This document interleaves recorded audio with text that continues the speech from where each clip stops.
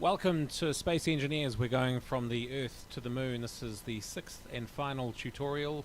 In the last tutorial we built our welding machine, we loaded it up with components, we built the outline of a rocket, and then we used the welding machine to weld it all up when we started fueling our hydrogen tank by breaking down ice using oxygen generators. So that tank is now full and we're just about ready to go.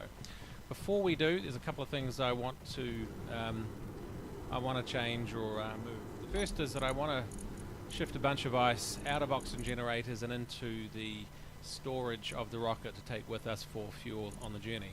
To do that, what I need to do is pull all the ice out of generators and put it in the rocket. Now the problem is that if I do that, I can show you what's going to happen.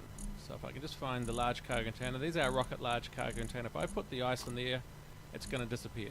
It's going to be immediately pulled out by an oxygen generator, and that's just the conveying system doing its job. Usually it's pretty handy, but right now it's really not. So what I'm going to do is select all oxygen generators. I'm going to switch them off, and that is going to stop those generators pulling ice out of where I actually want it to be, which is in the large container of the rocket.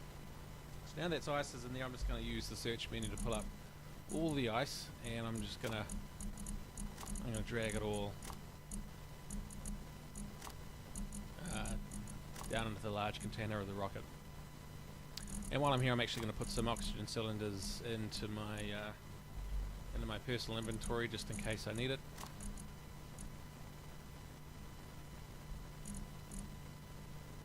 And that'll keep us happy.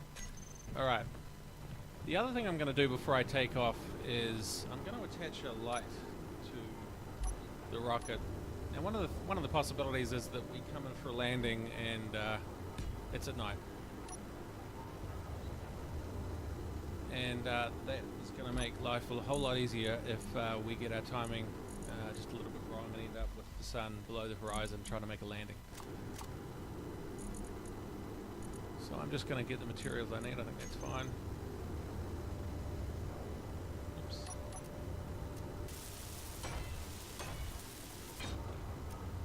Okay, all done. So that's looking pretty good. So let's get in the rocket and prepare for a takeoff.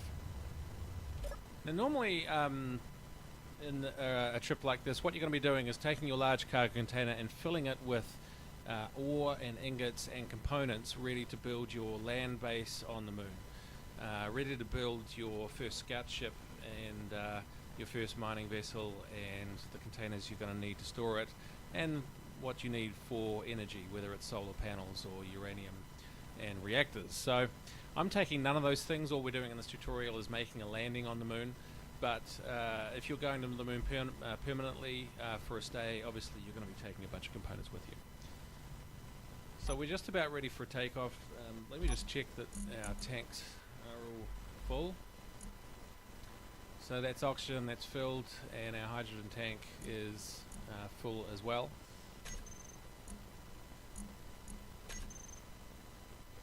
That green light there tells us the gyro is live. That's fine. So now what I'm going to do is switch on our hydrogen thrusters. I'm going to leave my dampeners on, but I'm going to switch them off almost immediately after taking off. I just want to clear the tower, as it were, and get away from land safely. But just as soon as we're up to full speed and pointing our nose upward, I'm going to be switching off inertial dampeners. So in the earlier tutorial I pointed out that because the cockpit is this way, that if we want to take off vertically, the correct button to press is the space key. If our cockpit were reorientated to be on its back, then we'd be pressing the W key to go off. So it's in the current position we'd be pressing the space bar. We've got our engines live, we've got our inertial dampeners on, we've got all the materials we need for this trip, and so we're ready to go. So I'm going to press the P button to disconnect, and I'm going to take off. And I'm going to immediately press Z to let go of the inertial dampeners, and I'm going to tap the space bar. Now the reason I'm doing this is because we've got a maximum speed of just 100 meters per second. And if we're just riding the thrusters all the way up, sitting on exactly 100 meters per second all the way up, about 90% of the energy we're burning on that strategy is being lost. So I'm just going to tap the space button just as soon as I get to 80 meters per second, and just for long enough to get us back up to 100. As we go up, the gravity currently at 1G is going to start dropping. I'm going to fly around here so I can see our height. And at around 5 to 6,000 meters, that 1G is going to start falling. And that, in the end, means I get to tap the space bar just a little less often, because the journey from 100 to 80 meters per second will take a little longer.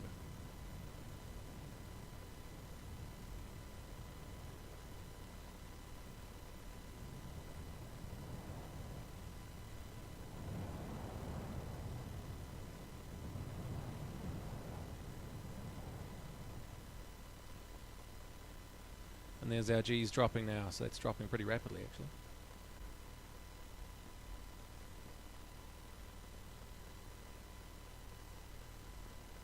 So we're going to be doing this up to about 42 kilometers. That's the point above an Earth object that gravity hits zero. Once we're at zero, then we turn a corner and we head towards our target, which is the moon. And there it is right there.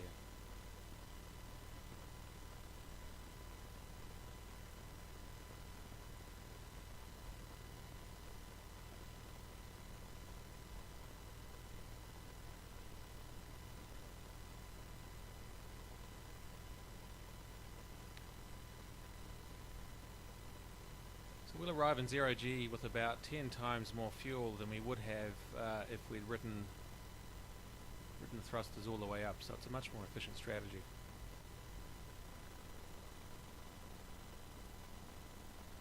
We found a great location for our base. That lake is nice and big.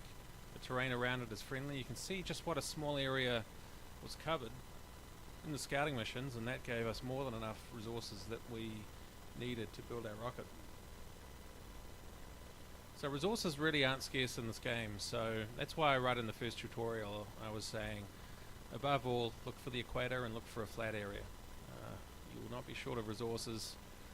I remember in an early tutorial I managed to fly over uranium, and then just about tore my ship apart trying to figure out a way to land on what was otherwise pretty steep terrain, simply because I wanted to be somewhere near uranium. Well, that was, in hindsight, a bit of a waste of time.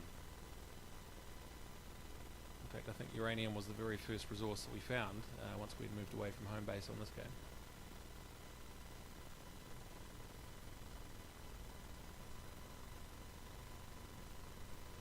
One thing that is rare is to find uranium in a rock above the ground, or on the ground. I found exactly one uranium rock in my entire time playing Space Engineers. Actually found a gold rock and a silver rock in this game, which is a little bit more unusual. Or a little bit less unusual compared to uranium, but still unusual.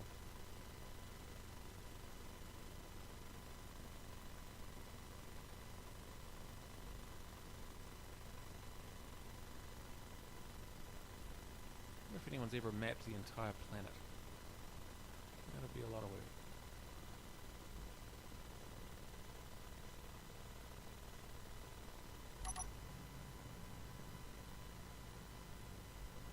So we're just over halfway, and you can see gravity is down to 0.2 Gs.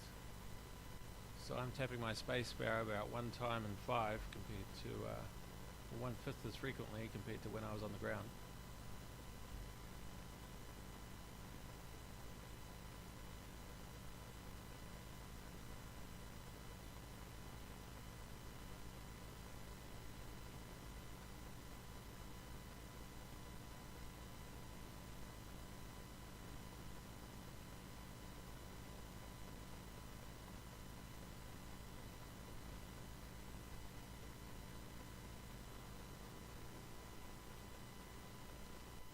We have other planets around here. There we go.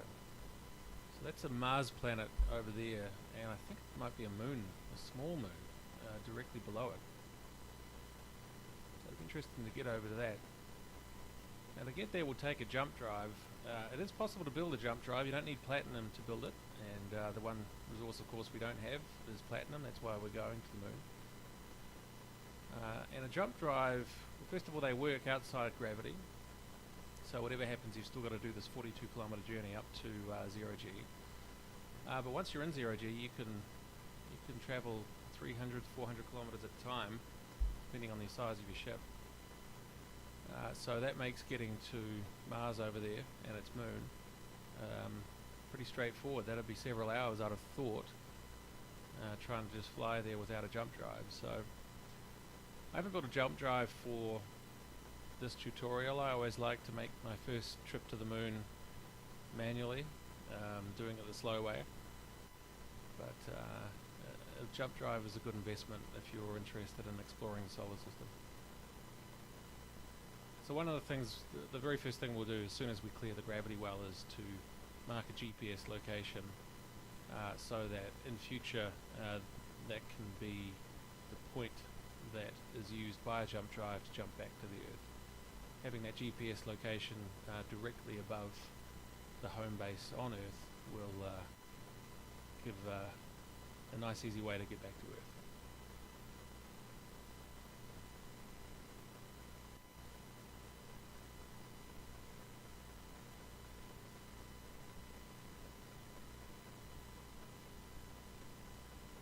So we're coming up on zero G. We've got another alien planet down there as well, I think. Gravity on those alien planets is 1.2 Gs, and that's certainly interesting in itself. When I landed on an alien planet, I was kind of hoping all the red rock on the surface was just iron. Just, the planet made entirely of unlimited amounts of iron. Unfortunately, it was just red rock. I was disappointed, and I have to say I crashed in the increased gravity. It just makes everything that much harder. My thrusters weren't quite enough to get me out of there.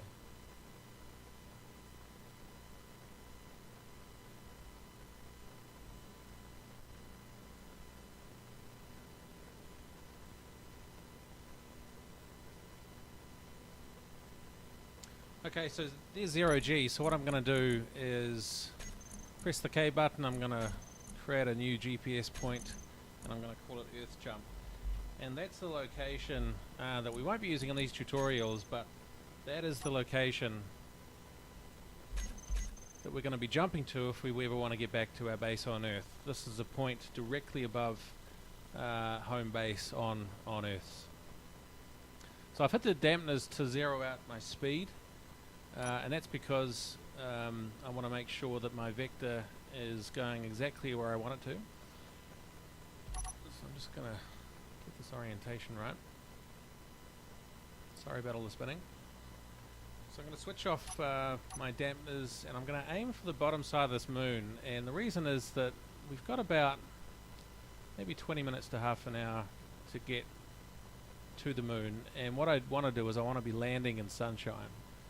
And I just have a feeling that by the time we get to this part of the moon, the sun will be below the horizon. We'll be landing in the dark. So we've got a light on the ship if the worst case happens, but I want to make absolutely sure. So I'm going to go for the dark side of the moon at the moment, anticipating that the sun will have risen by the time that we get there.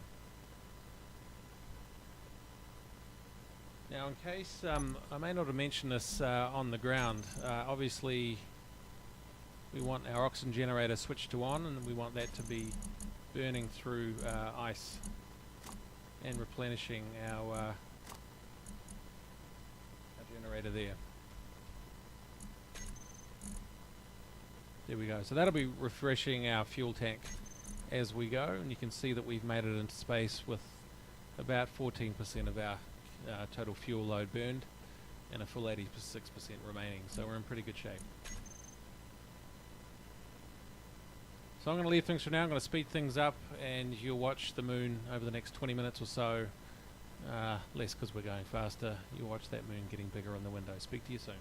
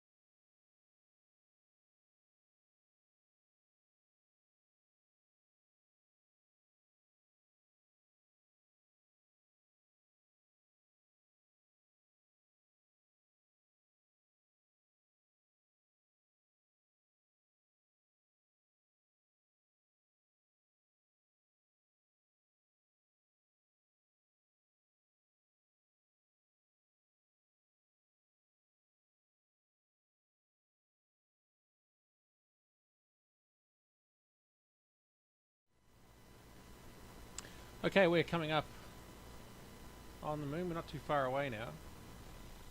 And there's the Earth looking pretty.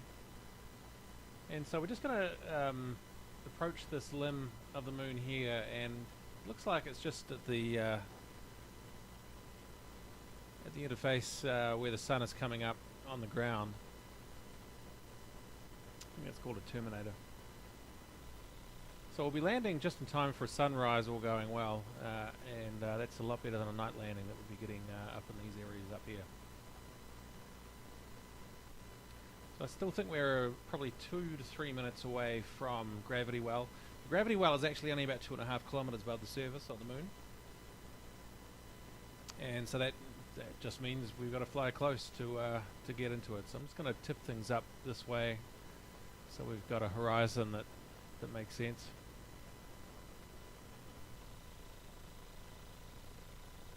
Oh, that sure looks good.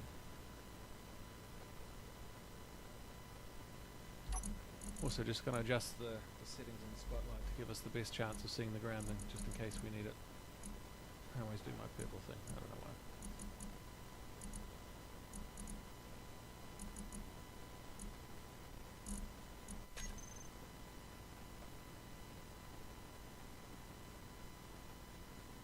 So that entire moon is moving perceptibly at this point, so we're not too far away.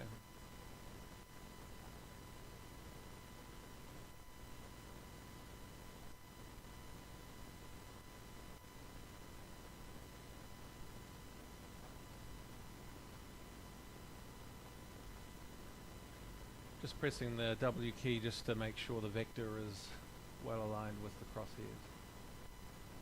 Of course you can swing the body around all you like, but if the initial dampeners aren't on, then simply changing position isn't going to shift the vector at all.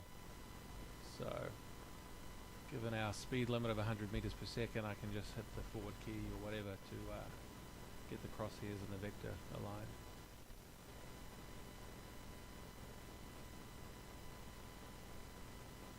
So it looks like the landing area just below the crosshairs is really nice and flat. In a previous episode I've managed to, in previous games I've managed to make or attempt night landings in rugged terrain on the moon without lights. I can tell you that was not fun at all.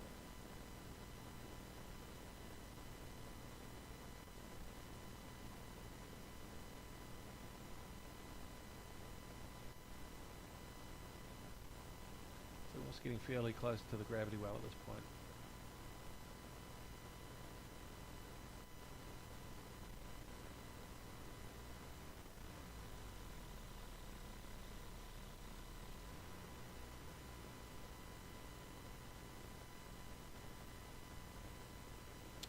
And there it is, we're in the gravity.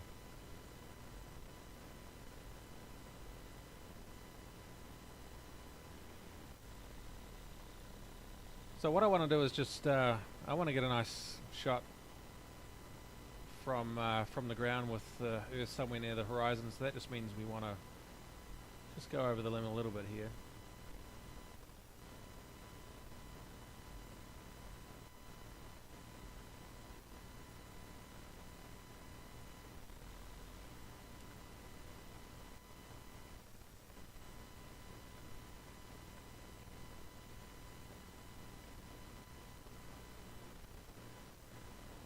Pretty.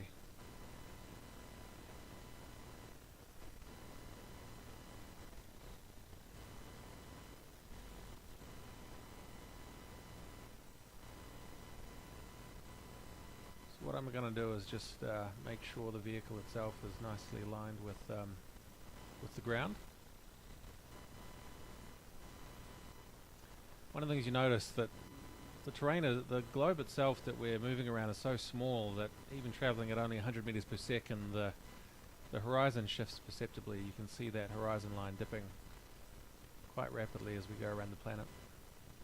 Okay, so that's enough. What I'm going to do is I'm going to hit the dampeners, and it's going to just wash off all the horizontal speed, and now I'm going to let them go so that we're falling vertically. And we've got a little bit of terrain nearby, but I think we're going to be okay. I'm just going to come back a little bit this way.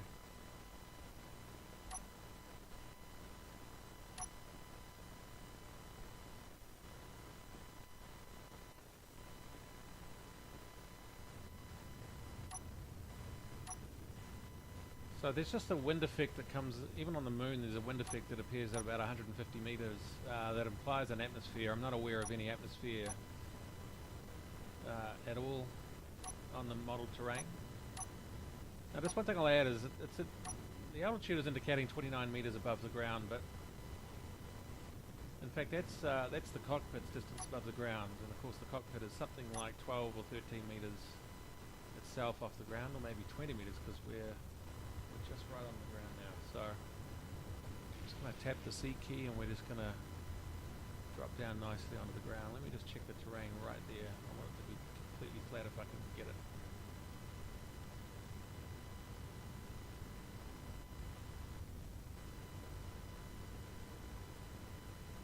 What I want is terrain flat enough that when I switch the engines off, the vehicle itself is stable. Maybe that's it. Maybe not. Maybe it is. Maybe that's okay. Look at that. That's pretty cool. Okay, I'm going to switch off the engines.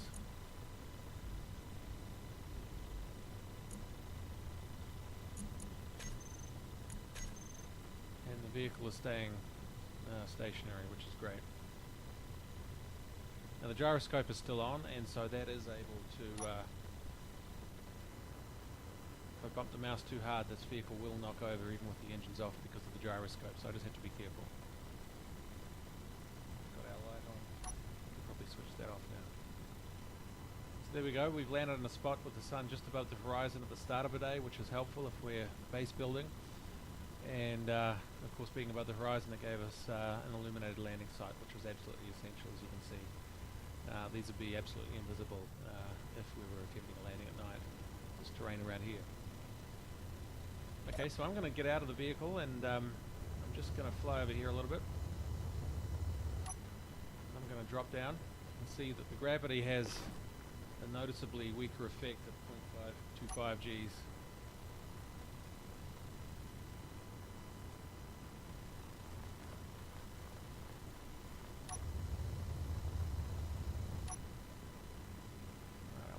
Shot. There we go. That is definitely one small step.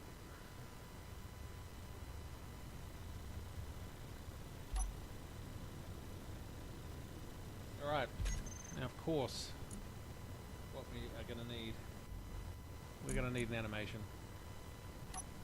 So I'm going into the toolbar config and I'm going to set up a wave animation and maybe some victory and maybe a thumbs up. Definitely not a face palm.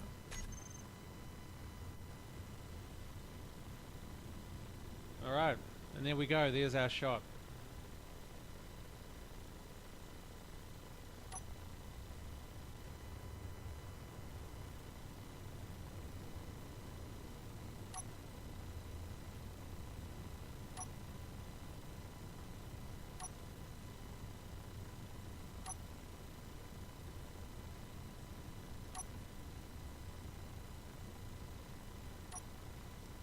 There's our thumbs up. Beautiful. Alright, I hope you enjoyed the tutorials. That was us going from the Earth to the Moon. Space Engineers and 6 tutorials. Hope you had fun. See you soon. There's a starman waiting in the sky.